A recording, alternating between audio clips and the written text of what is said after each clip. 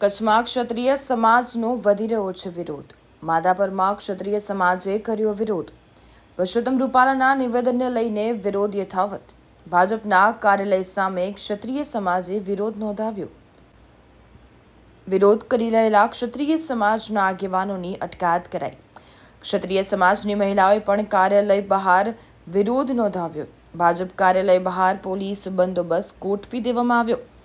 તો ભાજપના કાર્યાલયના ઉદ્ઘાટન સમયે ક્ષત્રિય સમાજે વિરોધ નોંધાવ્યો.